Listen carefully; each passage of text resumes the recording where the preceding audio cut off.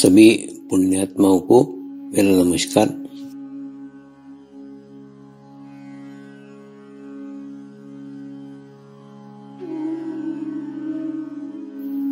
गुरुर्ब्रह्मा गुरुर्विष्णु गुरुर्देवो महेश्वरा गुरु साक्षात् परब्रह्म तस्मै श्री गुरुवे नमः।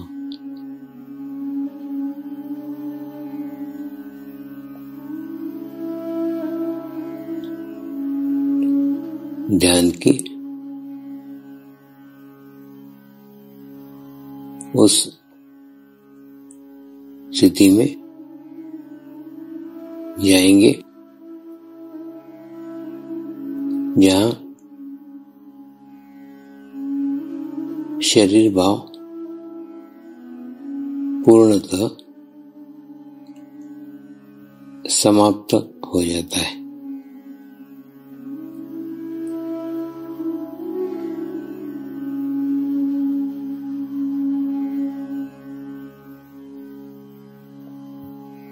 अपने पूरे शरीर को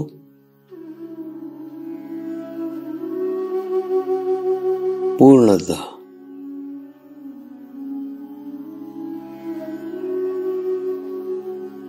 शिथिल छोड़ देंगे, एकदम रिलैक्स हो जाइए।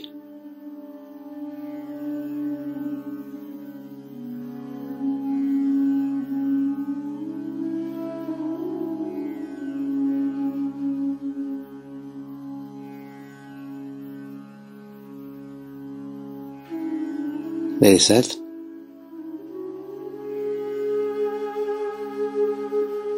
मंत्र का उच्चारण करेंगे। मैं एक पवित्र आत्मा हूँ।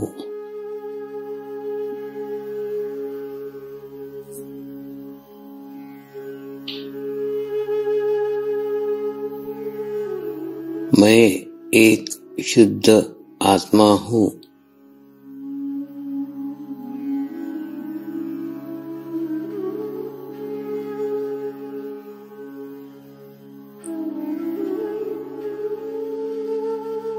मैं एक पवित्र आत्मा हूँ।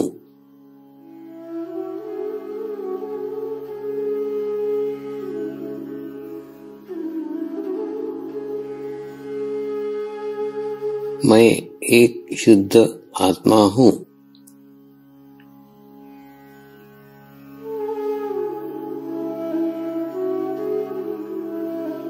मैं एक पवित्र आत्मा हूँ।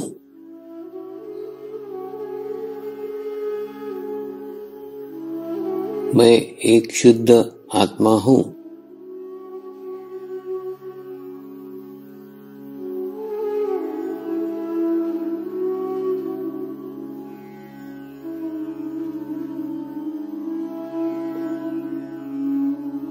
अभी इसी आत्मा भाव को बनाए रखते हुए गुरु मंत्र का उच्चारण करेंगे।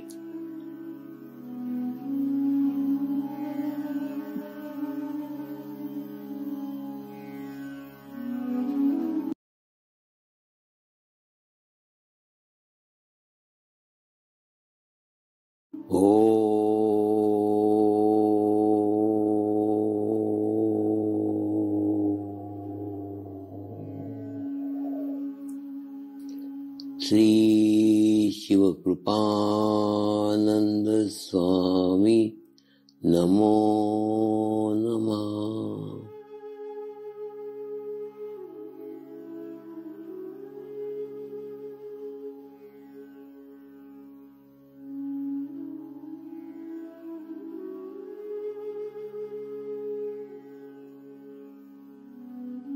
ओम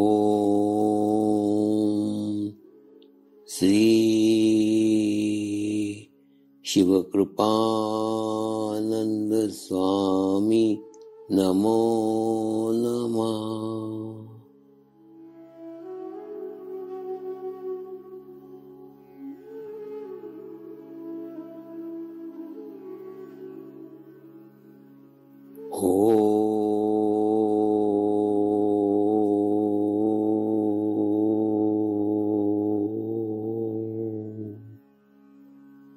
श्री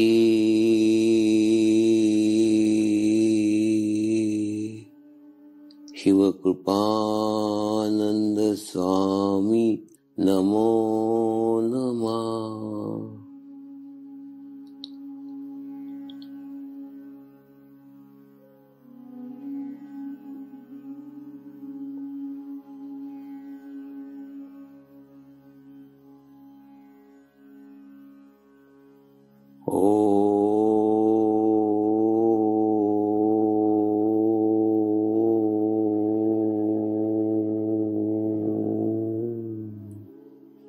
श्री शिव कृपानंद स्वामी नमो नमः।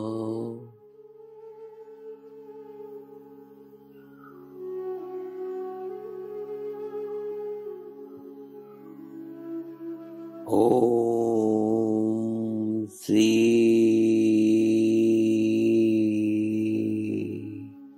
शिव कृपानंद स्वामी नमो नमः।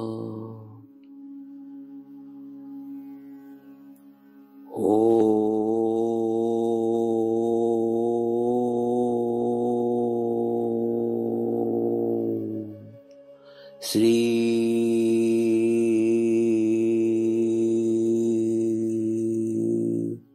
शिव कृपानंद स्वामी नमो नमः।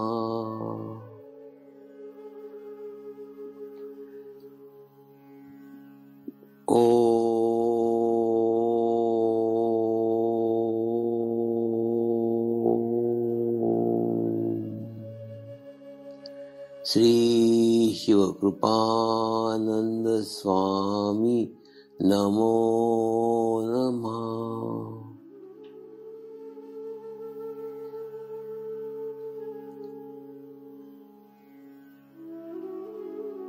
ओम श्री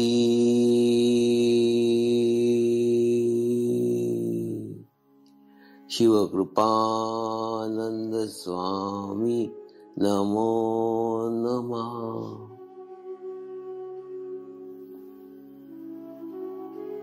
ओम श्री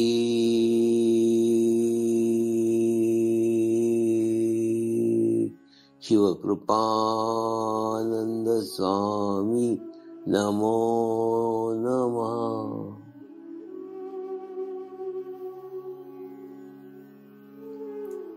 अब आप अपना चित्त सहस्त्रार पे रख के थोड़ी देर के लिए ध्यान में जाएंगे।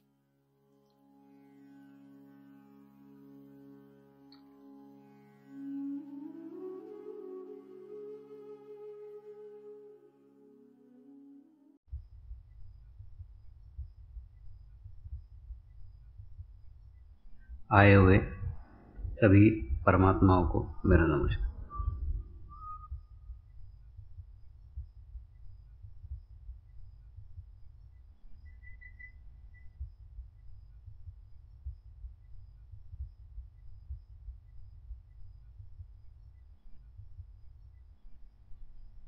आज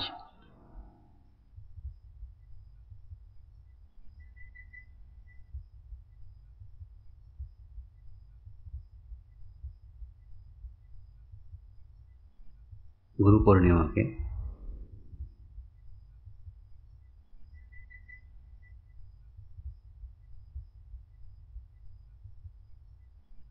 पावन पर्व पर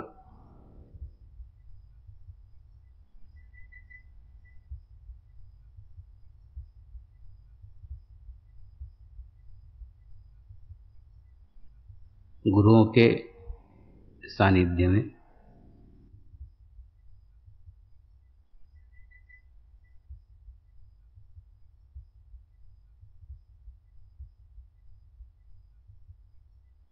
अपने आप को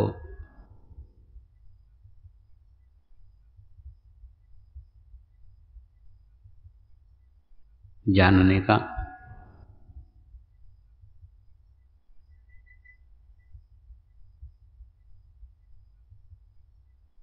अपने आप को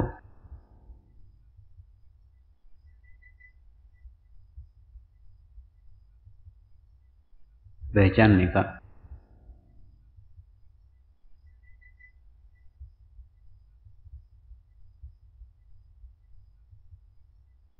एक सुनहरा अवसर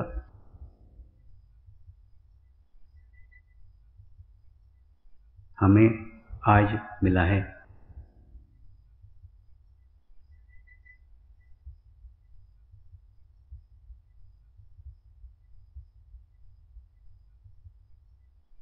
आप सभी में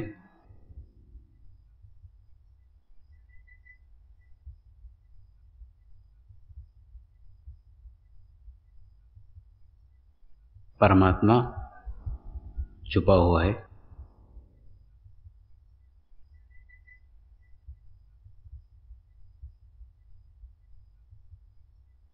केवल आपको उसकी जानकारी नहीं है,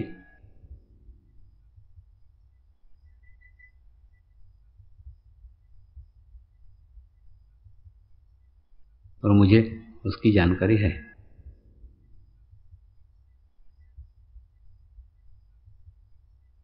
इसीलिए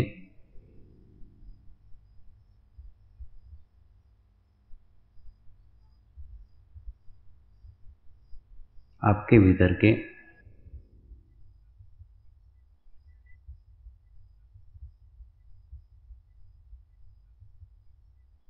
परमात्मा को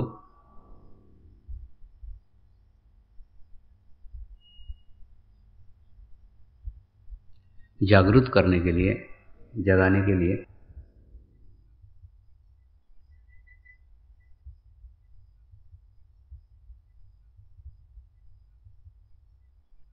मैं आपको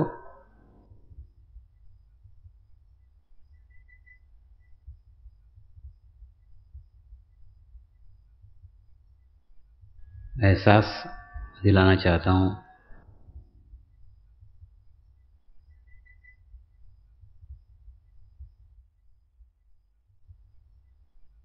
क्योंकि जब तक आपको एहसास नहीं होगा,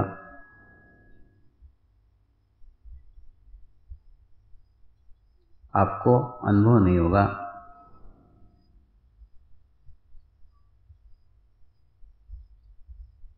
आपको अनुभूति नहीं होगी, तब तक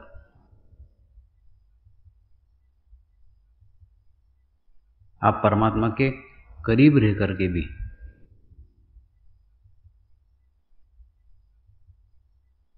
परमात्मा के पास रह करके भी दूर रहोगे। इसलिए आज अपने भीतर के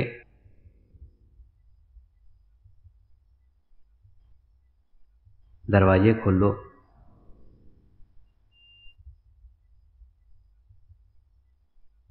और आज आपके भीतर, आपके अंदर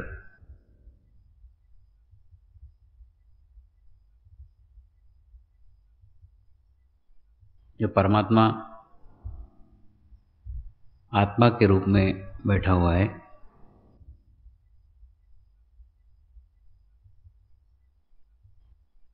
उसका एहसास करो।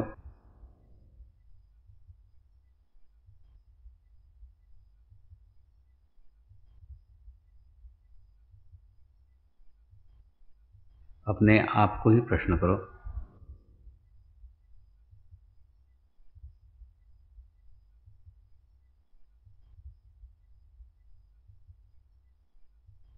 मैं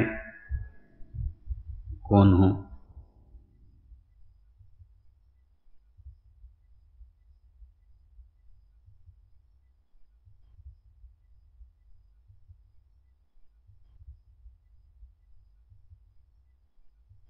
मैं कहाँ से आया हूँ?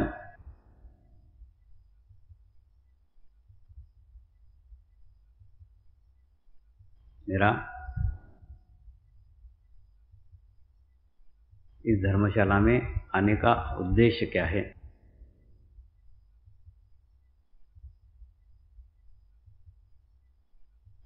और इस धर्मशाला के बाद मुझे कहाँ जाना है?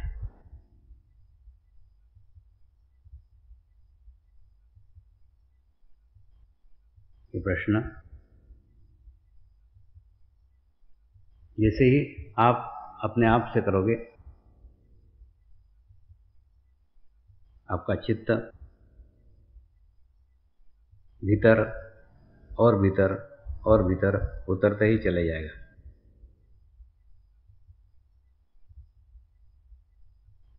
और उसके बाद में आपको एहसास होगा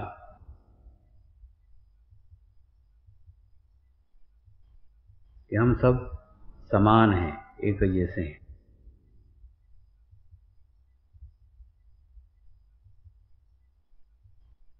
हमारे बाहरी चोले अलग अलग हो, हमारे बाहरी आवरण अलग अलग हो, फिर भी उन आवरणों के भीतर आत्मा का स्वरूप समान है, एक सा है।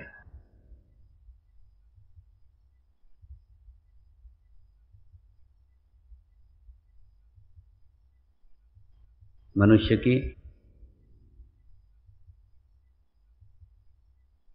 भाषा अलग हो सकती है,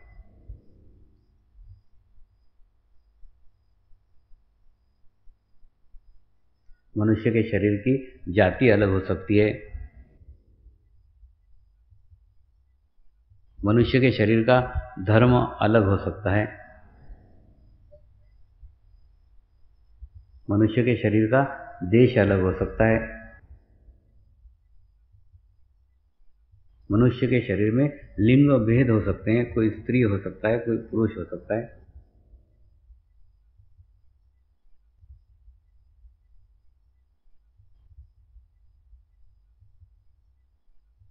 ये सब भेद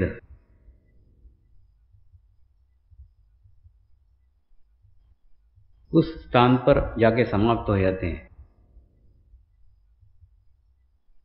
जहां आपको आपका एहसास होता है।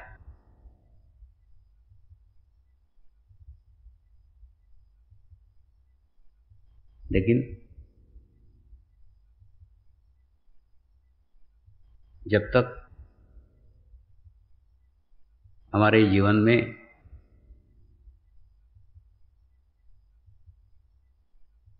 कोई सत्पुरुष,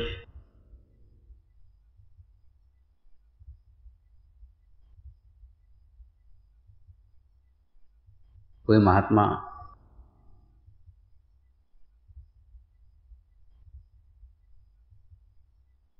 जिसने यह अनुभव किया है,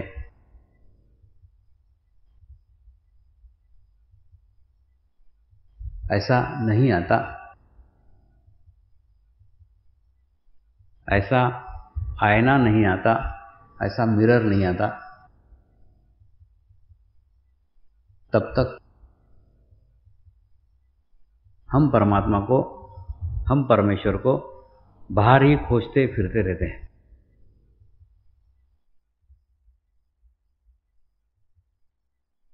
और बाहर का परमात्मा, बाहर का परमेश्वर दूर है, भीतर का परमात्मा, भीतर का परमेश्वर तुम्हारे पास है, करीब है।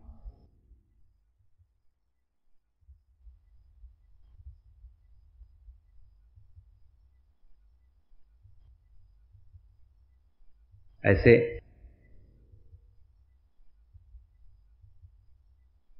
सद्गुरु के पास,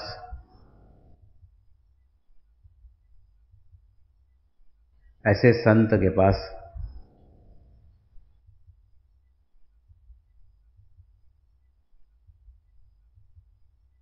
जाने का मार्ग, जाने का रास्ता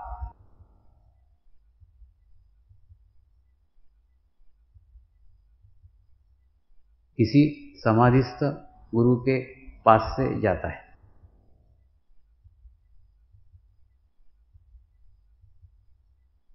मैं जिस मार्ग से पहुंचा हूं,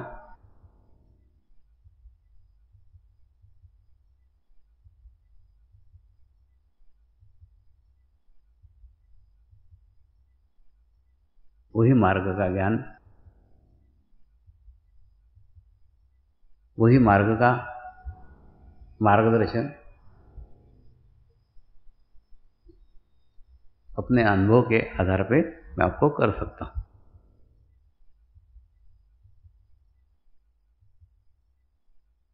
किसी समाधिस्थ गुरु के चौखट के ऊपर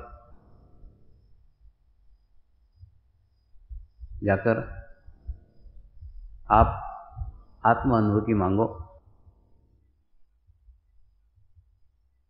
तो आपके जीवन में किसी जीवंत सद्गुरु का आगमन अवश्य होगा। और जब तक जीवंत गुरु का आगमन आपके जीवन में नहीं होता, तब तक आपकी भीतर की यात्रा प्रारंभ ही नहीं हो सकती, शुरू ही नहीं हो सकती।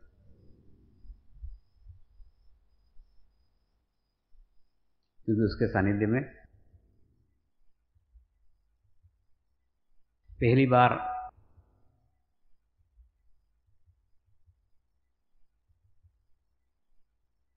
आपको एहसास होता है, पहली बार आपको अनुभव होता है,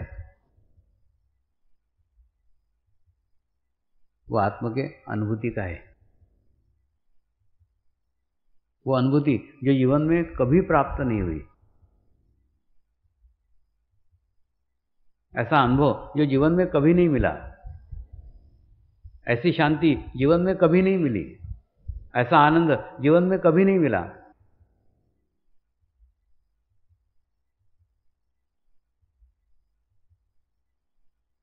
ऐसा आनंद आपको उस अनुभूति से प्राप्त होता है। केवल आपने अनुभव किया कि आपके भीतर ही परमात्मा का सूक्ष्म स्वरूप सुप्त रूप में बैठा हुआ है। सिर्फ एहसास मात्र करने से वो क्रियान्वित हो जाता है और आपकी अनुभूति आपको ही होने लग जाती है।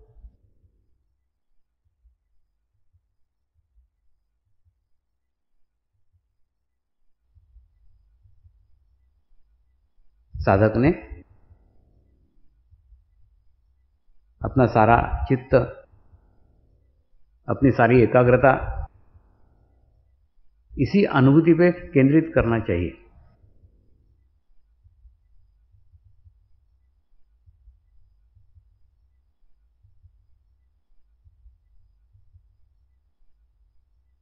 अनुभूति आत्मा की जीवंत अनुभव वाली प्रक्रिया है, जिसे प्राप्त करने के बाद बाहर खोजना, बाहर ढूंढना सब समाप्त हो जाता है।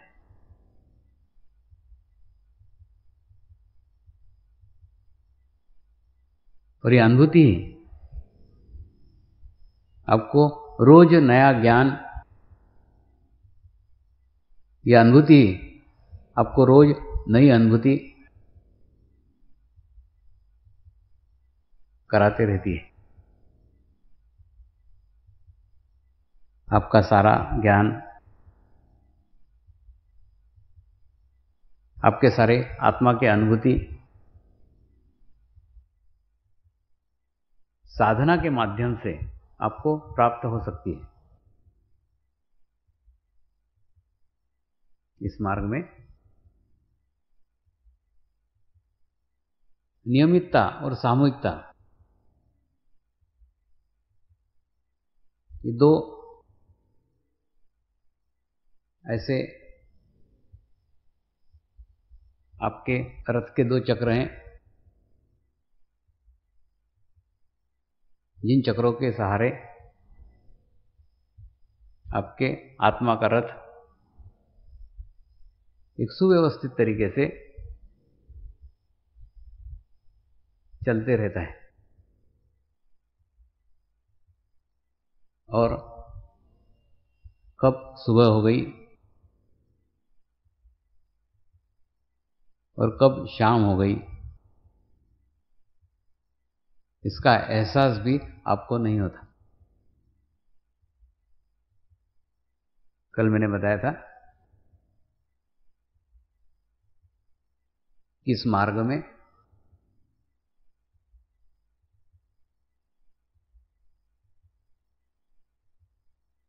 प्रयत्न को कोई स्थान नहीं है।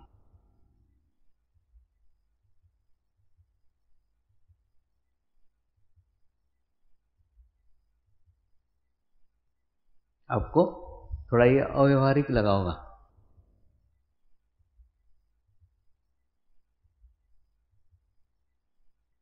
लेकिन वास्तव में ऐसे ही है। क्योंकि प्रयत्न किए जाते हैं शरीर से और आत्मा अनुभूति होती है भाव से। आपके भीतर जितना भाव लाने में आप सफल होंगे, अनुभूति का प्रसाद आपको मिलते ही जाएगा।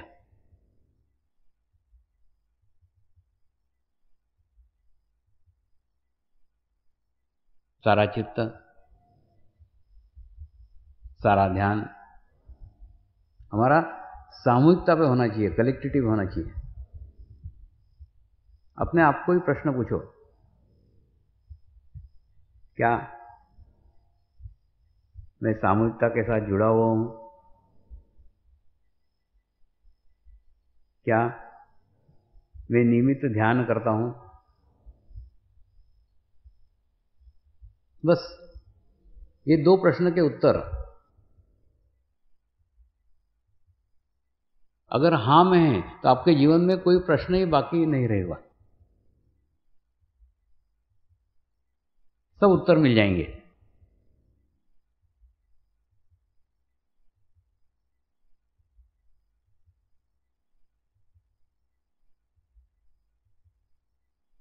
सामूहिकता के साथ जुड़ना प्रत्येक आत्मा के साथ जुड़ना बहुत कठिन है, क्योंकि शरीर की भिन्नता हमको एकाग्र नहीं होने देगी। दूसरे व्यक्ति की जाति दिखेगी, धर्म दिखेगा, रंग दिखेगा, भाषा दिखेगी, देश दिखेगा, ये बाहरी आवरण हमें भ्रमित करेंगे, उसके साथ जुड़ने नहीं देंगे। और वो हमसे क्या अलग है और हम उनसे क्या अलग है, हमारा सारा ध्यान उधर ही बढ़ जाएगा। तो क्या समानता है, क्या एक है, क्या एक रूपता है,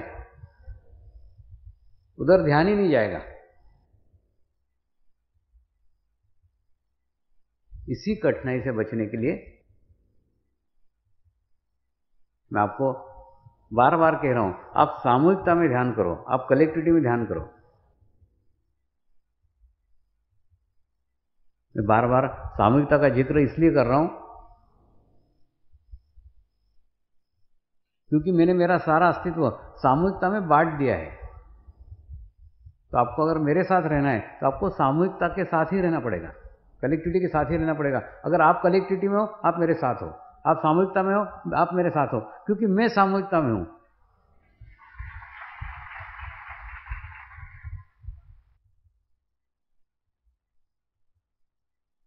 और सामूहिकता में अपनी प्रगति करने का, अपना प्रोग्रेस करने का एकदम सरल उपाय, एक साधा मार्ग आपको बताता हूं। आपका हृदय सबके लिए खुला होना चाहिए, आपके मन में सबके प्रति अच्छा भाव होना चाहिए। सामने वाला आपके लिए क्या सोच रहा है उससे आपको कोई लेना देना नहीं है, वो उसका भाव है, वो उसका क्षेत्र है, वो उसका स्तर है। वो नीचे के स्तर पे, तुमको उसके लिए नीचे के स्तर पे यानी कि कुछ आवश्यकता नहीं है। तुम तुम्हारा स्तर बना करके रखो, आत्मा का स्तर बना करके रखो, और आत्मिक स्तर के ऊपर तुम्हारे मन में सबके प्रति अच्छा भाव होना चाहिए। सबके प्रति एक अच्छा भाव तुम्हारे खुद की आध्यात्मिक प्रगति करेगा। वो आपके प्रति कैसा भाव रख रहा है उधर ध्यान मत दो, तुम तुम्हारे जगह सही रहो, वो उसकी जगह गलत है। एक दिन उसकी आंख खुलेगी, एक दिन उसको स्थिति प्राप्त होगी कि उसको पता लगेगा तुम तो सही थे ही, गलत वो था। लेकिन वो गलत है इसलिए तुम गलत मत हो जाओ, वो नीचे के सीढ़ी पे, इसलिए तुम नीचे की सीढ़ी पे मत जाओ। इंतजार करो, राह देखो, एक दिन उसे भी वो स्तर प्राप्त हो जाएगा। दूसरा,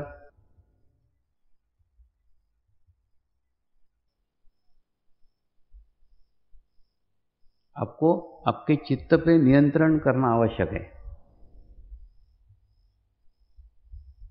ध्यान की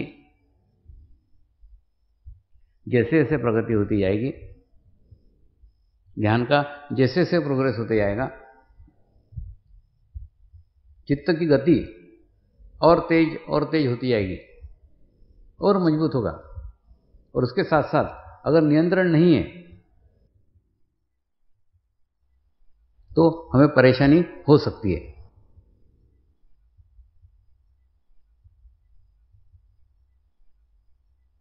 समर्पण ध्यान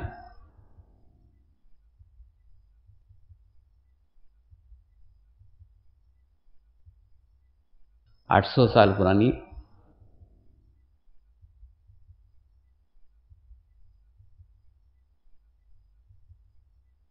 एक प्राचीन पद्धति है।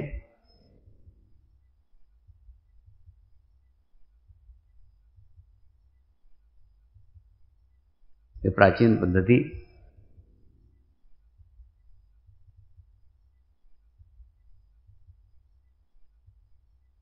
पिछले 800 सालों से हिमालय में ही छुपी हुई थी। हिमालय की ही गुफाओं में, हिमालय की ही वादियों में, हिमालय की ही पहाड़ों पे एक से दूसरे शिष्य को, दूसरे से तीसरे शिष्य को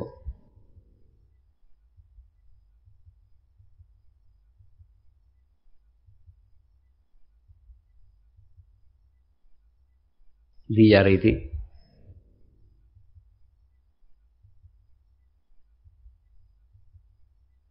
और प्रत्येक का उद्देश्य था एक उचित समय आने पे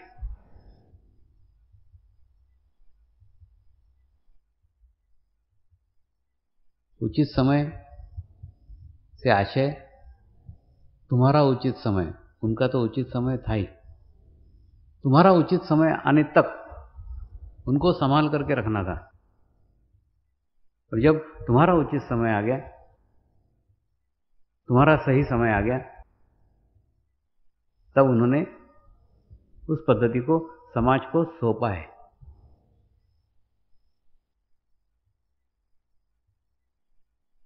और आज भी उनके सारे आशीर्वाद, उनके सारे ब्लेसिंग समय समय पे जब इच्छा करो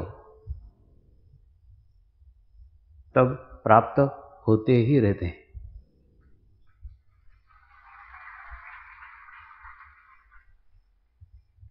कल मैंने आपको कहा था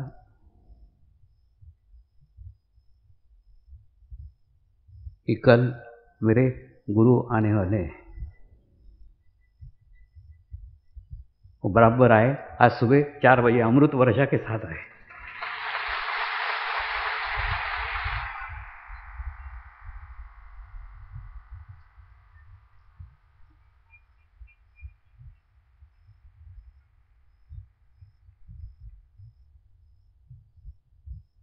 न उसके पहले वर्षा थी, न बाद में वर्षा है।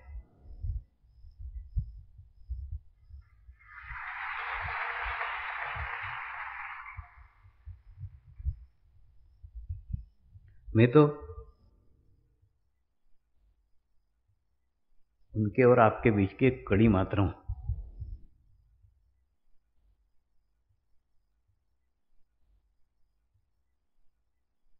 आज वो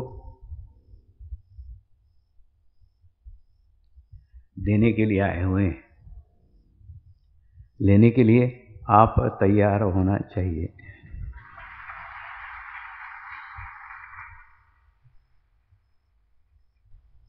आज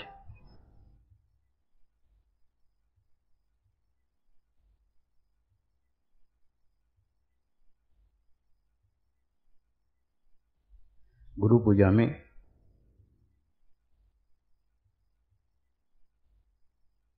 निर्विचार होकर बैठ जाओ।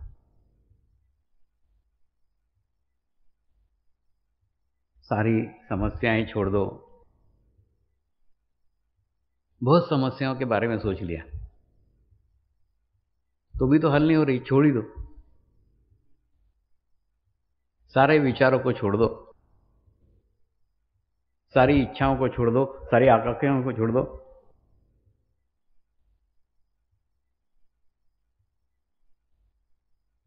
परमात्मा के दर्शन आत्मा बन करके करो।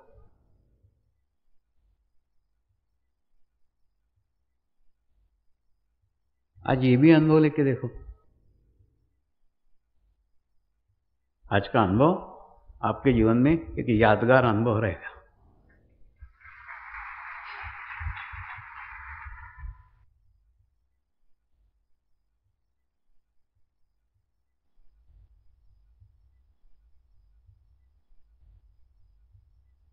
हिमालय की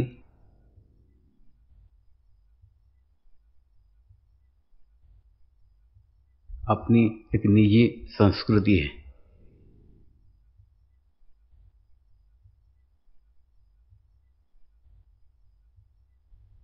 हिमालय का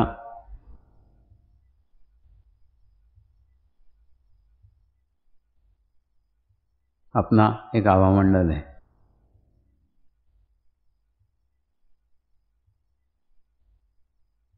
हिमालय का अपना एक वातावरण है।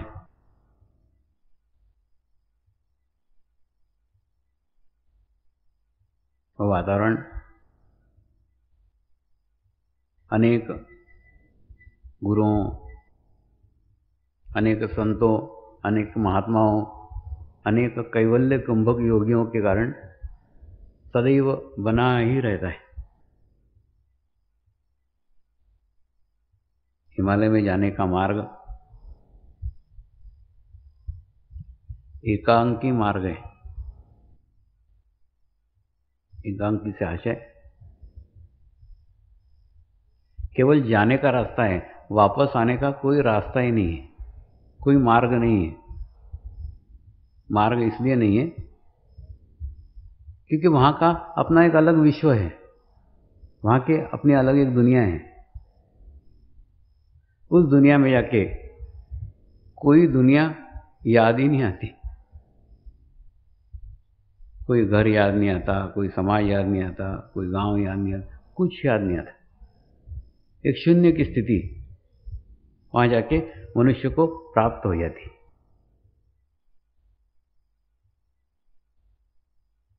जब इस समाज का विचार ही नहीं आएगा तो यहां आने का प्रश्न ही नहीं होता। ऐसा शून्य का वातावरण वहां पर बना हुआ है।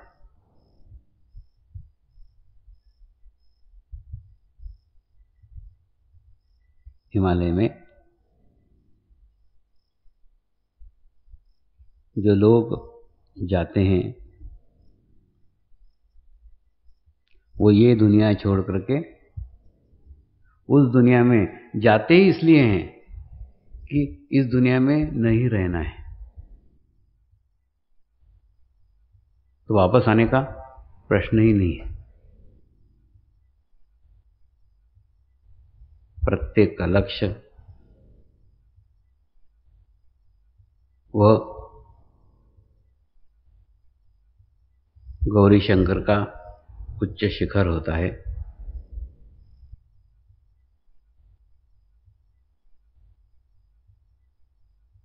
जहां पहुंचने का मार्ग, जहां जाने का मार्ग प्रत्येक आत्मा समय समय पे खोजते ही रहती है। जिस किसी आत्मा को अध्यात्म की प्यास लगती है, हिमालय का आकर्षण उसे अपनी ओर खींच ही लेता है। वहाँ पर जो पानी के लिए जाते हैं, वहाँ पाकर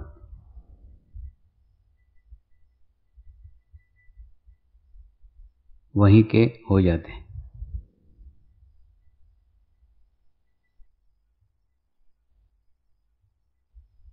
पहली बार कोई सद्गुरु वहाँ देने के इच्छा से गया था, वहाँ बांटने की इच्छा से गया था। इसीलिए उसके बड़े हंडे को देखते हुए, उसकी देने की शुद्ध इच्छा को देखते हुए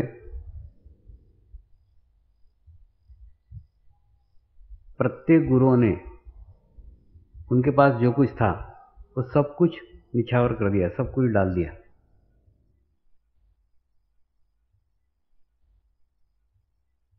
क्योंकि वो भी चाहते थे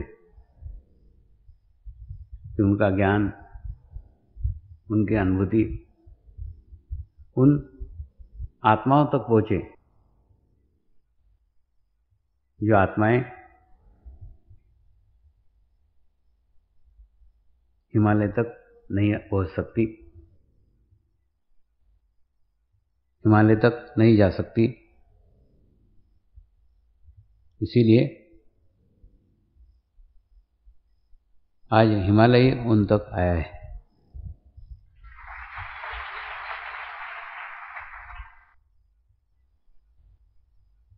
आज उसके सानिध्य का, आज वहाँ के वातावरण का, आज वहाँ के अनुभूतियों का अनुभव आज आप भी करके देख लो।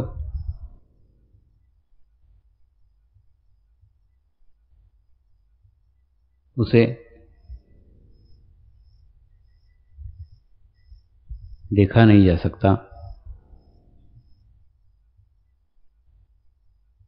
उस अनुभव को सुना नहीं जा सकता,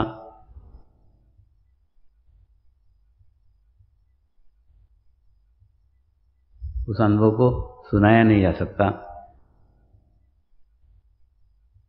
उस अनुभव को केवल अनुभव कराया जा सकता है।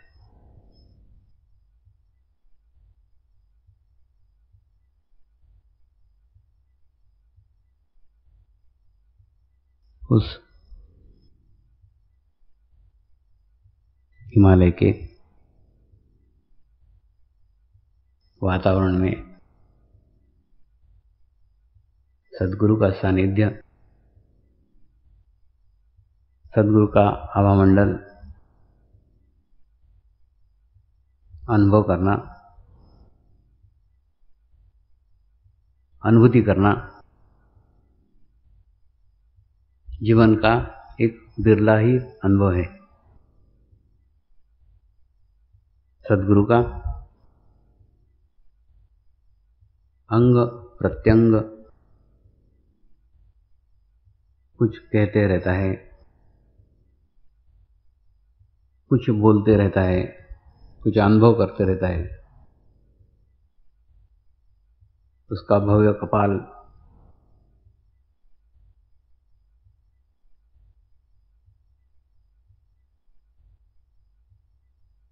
एक आन्वित अनुभूति को अनुभव कराते रहता है।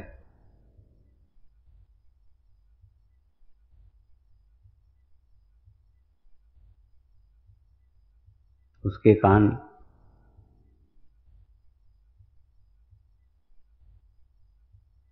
सब कुछ सुनते रहते हैं, सब कुछ जानते रहते हैं, छोटी सी छोटी घटना को, छोटी सी छोटी बात को आत्मसात करते रहते हैं।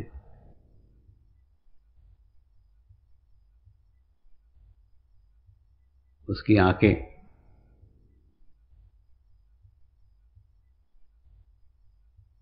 एक अथांग सागर के तरह अनुभव होती है, जिसका दूसरा सिरा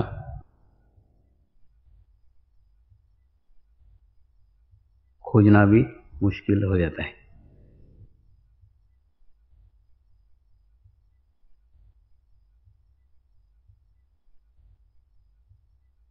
उसके ओठ कुछ न बोलते हुए भी बहुत कुछ बोलते रहते हैं।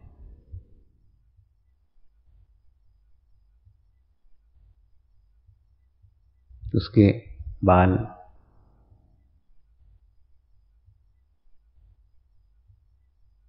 चैतन्य को सदैव प्रवाहित करते रहते हैं।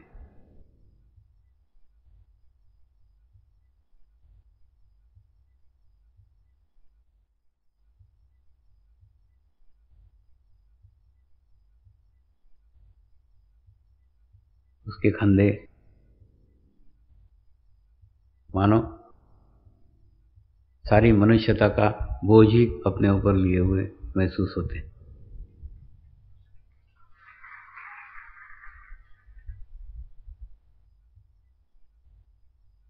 और उसके हृदय में सबके प्रति एक सा भाव है, समान भाव है, इसलिए कि वो जानता है सब में ही मैं हूं और मुझ में ही सब है।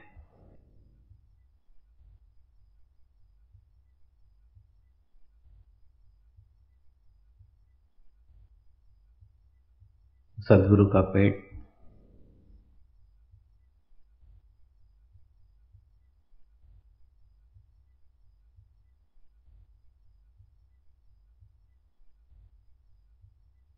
एक समाधान का, संतोष का, तृप्ति का एहसास दिलाते रहता है। उसके पैर जो सदैव अपने साधकों को गोद में लेके चलते ही रहते हैं, चलते ही रहते हैं।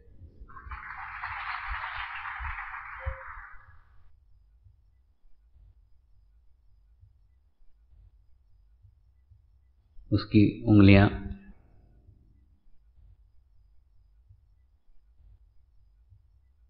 सारे संसार को नचाने की शक्ति रखती है। ऐसे सद्गुरु के सानिध्य में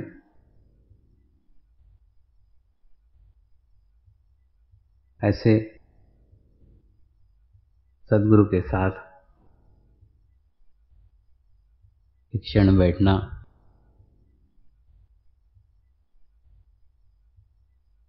आत्मा को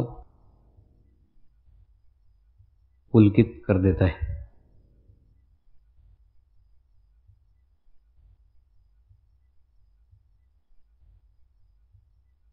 ऐसे गुरुओं के केवल साथ में रहने मात्र से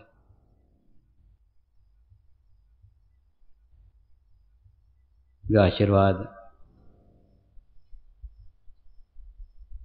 जो ब्लेसिंग मिले, उसी के कारण ये कार्य इतना तेजी के साथ विकसित हो सका।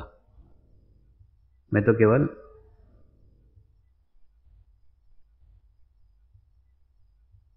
एक बांटने की इच्छा लेके चला था। जैसे आप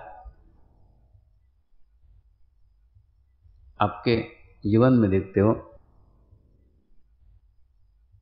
कि आपके घर में एक लक्ष्मीबाई नाम की काम करने वाली औरत आती है, आपके घर में बर्तन मांजने का काम करती है,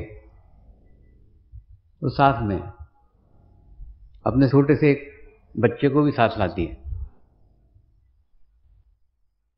वो माँ आपके घर पे बर्तन मांजती रहती है और बच्चा बाहर आपके आंगन में, आपके आंगन के फर्शियों पे क ख ग घ लिखते रहता है। आप खिड़की से देखते हो, उसकी पढ़ने की शुद्ध लालसा के अभ्यास के बारे का रुझान देख करके आपके मन में ही भाव आता है।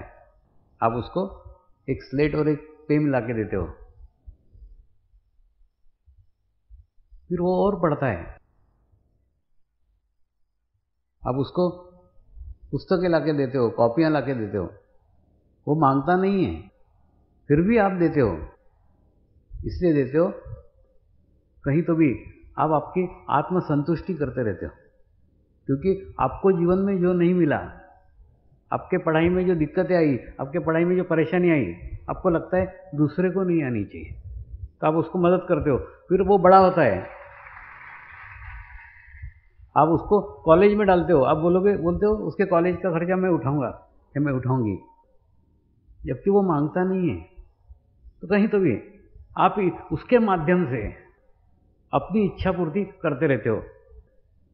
ठीक इसी प्रकार से, बिल्कुल ठीक इसी प्रकार से मैं भी केवल एक शुद्ध इच्छा लेके गुरुओं के साथ रहा। एक शुद्ध इच्छा कि जो मेरे पास है वो प्रत्येक को मिलना चाहिए। बस एक भाव, जो मेरे पास है वो प्रत्येक को मिलना चाहिए। ना मेरे पास कोई साधन थे, ना मेरे पास कोई व्यवस्था थी, कुछ भी नहीं था, सिर्फ ये इच्छा थी। वो इच्छा को प्रत्येक गुरु ने अपना आशीर्वाद दिया है, ब्लेसिंग दिया है, और वो आशीर्वाद के कारण ही मैंने कुछ नहीं मांगा, लेकिन बिना मांगे सब कुछ मिल गया है। तो जीवन में कोई अच्छा लक्ष्य, जीवन में कोई एक अच्छा कार्य, जीवन में एक अच्छा कर्म, कुछ भी जो आपको अच्छा लगे उसको पकड़ करके जीवन में आगे बढ़ो। आपके उस अच्छे कर्म को देख करके, आपके अच्छे कार्य को देख करके उसमें अनेकों लोग आपको आशीर्वाद देंगे, आपको ब्लेसिंग देंगे, आपको समर्थन करेंगे, और वो कार्य आपके जीवन का पूरा परिवर्तन कर देगा। एक अच्छा कार्य पूरे जीवन को परिवर्तित कर देगा।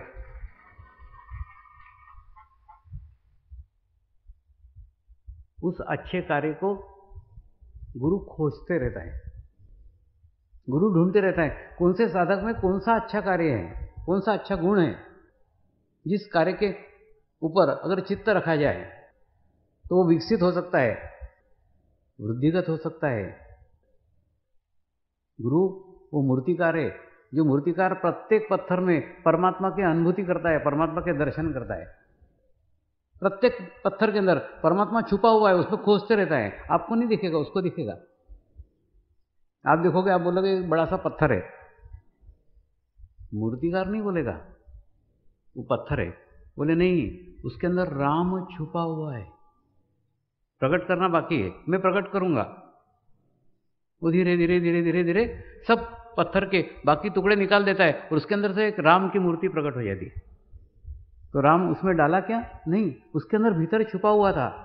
ठीक उसी प्रकार से परमात्मा भी आपके अंदर छुपा हुआ है, लेकिन उस परमात्मा के अलावा जो कुछ कचरा है, जो कुछ फालतू है, वो सब आज खाली कर दो, निखालस हो जाओ, खाली हो जाओ। अब बचा रहेगा वो परमात्मा। अब सब परमात्मा की स्थिति को प्राप्त करेंगे।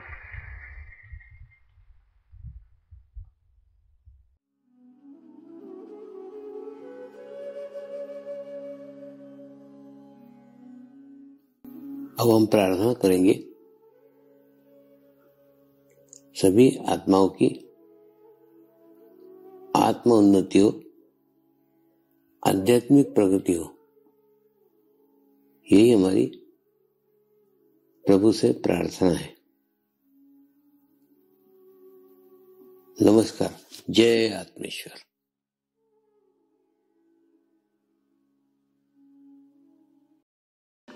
शांति पाठ करेंगे।